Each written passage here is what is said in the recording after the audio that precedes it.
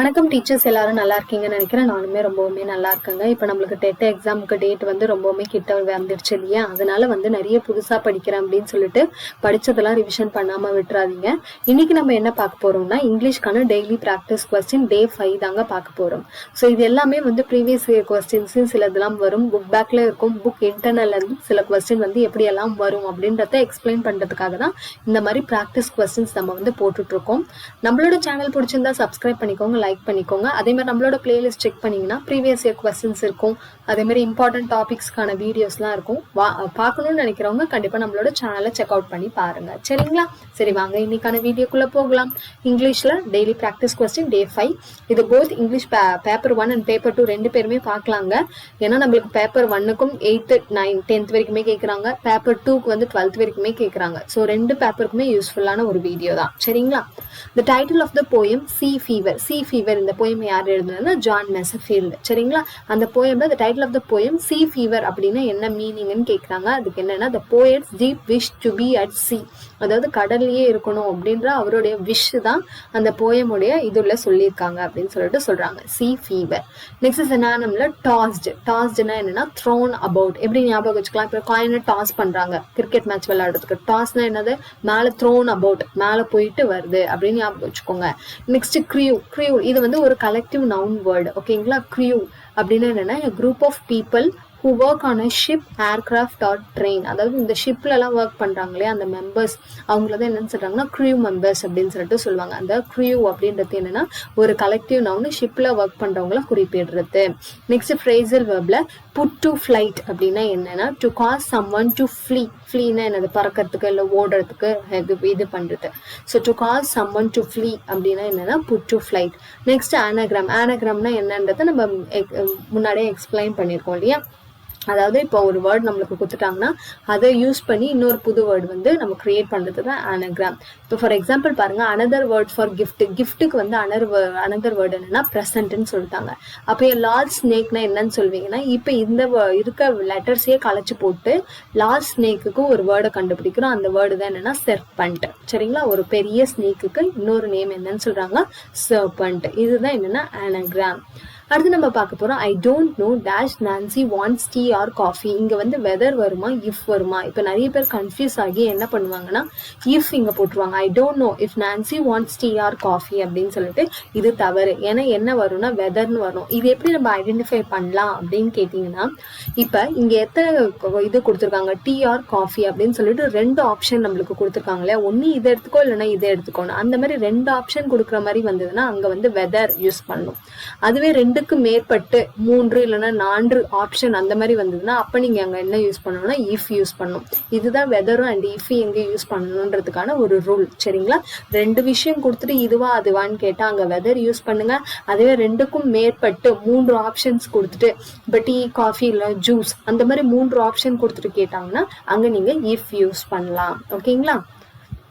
Next இது இம்பார்ட்டன்டா previous year கொஸ்டின்ல கேட்கிற ஒரு கொஸ்டினுக்கு ரீஅரேஞ்ச் சென்டென்ஸ் எல்லாம் ஜம்பிள்டு சென்டென்ஸ் அந்த மாதிரி கொடுப்பாங்க.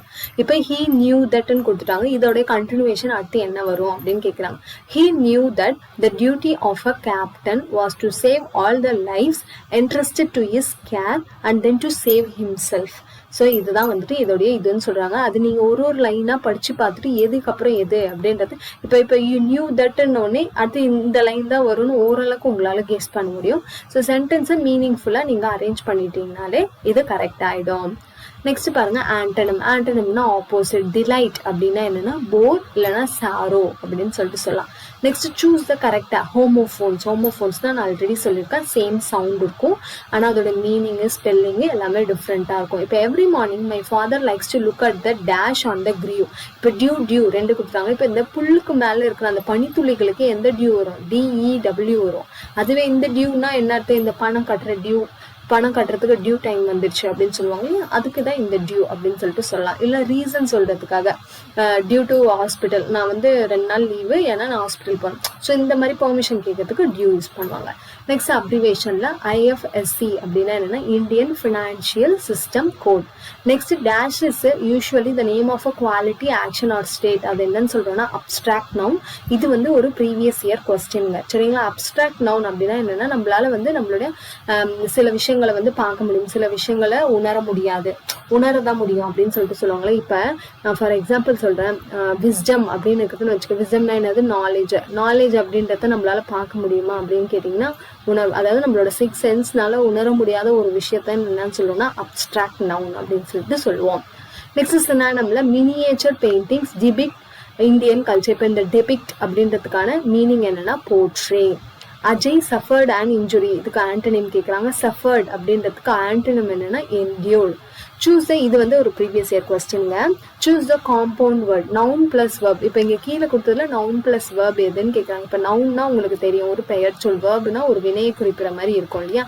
இப்போ இங்கெல்லாம் பாருங்களேன், இது வந்து ஐசைட்ன்றது noun plus noun. Dining hall I N G வந்தாலே ஜெரண்டு பிளஸ் நவுன். ஸோ இது மட்டும்தான் நவுன் பிளஸ் வேர்பா இருக்கும். நவுன்னா பெயர் சொல். பெயர் என்னது? பூனை அப்படின்னு சொல்லுவாங்க. வேர்ப் வாக்குன்னா என்னது? நடக்கிறது. அப்போ அது ஒரு வினை இல்லையா. அப்போ காம்பவுண்ட் வேர்டை நீங்க இப்படிதான் ஃபைண்ட் அவுட் பண்ணணும். சரிங்களா.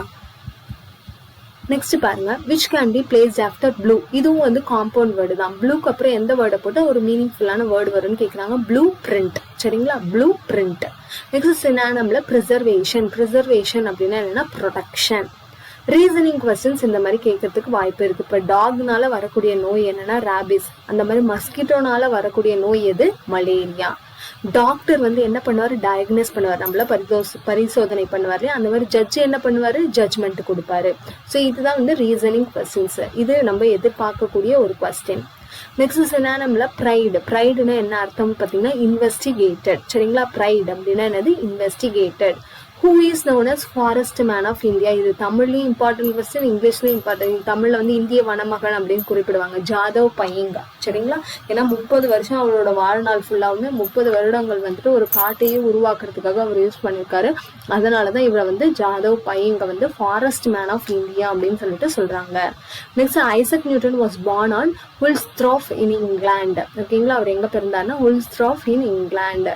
நெக்ஸ்ட் இது வந்து ஒரு ப்ரீவியஸ் இயர் கொஸ்டினுங்க. The sundial made by Isaac is still existence at Woolsthorpe. உல்ஸ்த்ரோஃப்ல தான் ஐசக் மேட் பண்ண சண்டையில இன்னுமே வச்சிருக்காங்கன்னு சொல்றாங்க. True stories from history and biography 1851. இந்த புக்கை எழுதுனது யாருன்னு கேட்குறாங்க. யாருன்னா நத்தானியல் ஆத்ரோன். இவருடைய இந்த புத்தகத்துல இருந்து தான் ஐசக் நியூட்டனுடைய பயோகிராஃபியை நம்மளுக்கு லெசனா கொடுத்துருப்பாங்க. சரிங்களா. True stories from history and biography. Antonym, he was observed to be usually busy with his tools. usually na daily. அப்ப அதுக்கு ஆப்போசிட் என்னது? rarely. எப்போவாச்சுதான் அவன் டூல்ஸ் எடுத்து வேலை செய்வான்பா.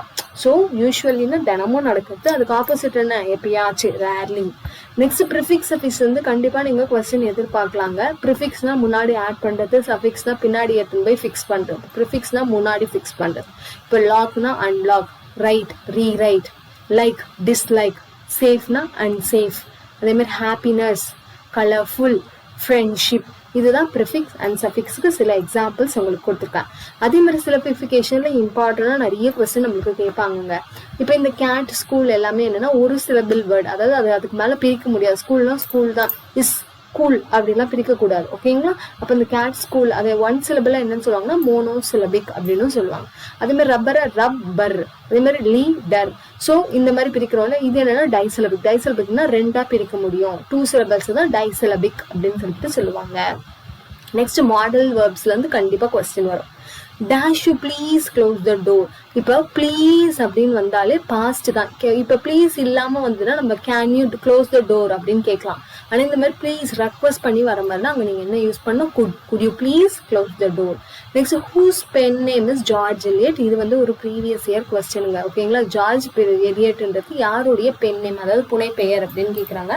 யாருடையதுன்னா மேரி அண்ட் எவனஸ். இவங்க வந்து அவங்களோட ஒரிஜினல் நேம்ல எழுதாம ஜார்ஜ் எலியட் அப்படின்ற நேம்ல தாங்க எழுதினாங்க. கிட்டத்தட்ட 7 novels அவங்க எழுதிருக்காங்க. அது மட்டும் இல்லாம விக்டோரியன் ஏஜ்ல ஒரு பாப்புலரான ரைட்டர்னா ஜார்ஜ் எலியட். நெக்ஸ்ட் பாருங்க சினானிம்ல க்ளீம். க்ளீம்னா என்ன அர்த்தம்னா shine brightly. Next the 3 questions is a story written by Leo Tolstoy. அது நம்மளுக்கு நிறைய லியோ டால்ஸ்டாய் சம்பந்தப்பட்ட கொஸ்டின் கேட்குறாங்க. அவர் எழுதின புத்தகங்கள்ல இருந்து இது வந்து லியோஸ்டாயோட புத்தகம் கிடையாது. இல்ல லியோ டால்ஸ்டாய் வந்து எப்போ வந்து அவார்டு வாங்கினாரு, வார் அண்ட் பீஸ் வந்து யார் எழுதின புத்தகம், இந்த மாதிரியான கொஸ்டின் லியோ டால்ஸ்டாய் பத்தி அடிக்கடி நம்மளுக்கு ப்ரீவியஸ் இயர் கொஸ்டின்ஸ்ல கேட்டுட்டு இருக்காங்க. Next question match the following. Match the ஃபாலோயிங்னா இதோட மீனிங் தான். பிசிஷியன் அப்படின்னா அவர் என்னன்னு சொல்லுவோம்னா மெடிக்கல் பிராக்டிஷனர்னு சொல்லுவோம். ரீஸ்டோர்னா பிரிங் பேக், ரெப்பன்ட்னா ரெக்ரெட், ஆம்பியூஸ். இது வந்து ஒரு ப்ரீவியஸ் இயர் கொஸ்டின். ஆம்பியூஸ் வந்து சர்ப்ரைஸ் அட்டாக். சரிங்களா? ஆம்பியூஸ்னா சர்ப்ரைஸ் அட்டாக். ஸோ டீச்சர்ஸ், இந்த வீடியோ உங்களுக்கு யூஸ்ஃபுல்லாக இருக்கும்னு நான் நம்புகிறேன். நம்மளோட சேனல் பிடிச்சிருந்தா கொஞ்சம் சப்ஸ்கிரைப் பண்ணிக்கோங்க. அண்ட் இந்த வீடியோ ரிலேட்டடாக ஏதாவது சஜஷன் இருந்தால் என்னோட கமெண்ட் பாக்ஸில் நீங்கள் தெரிவிக்கலாம். தேங்க்யூ ஃபார் வாட்சிங்.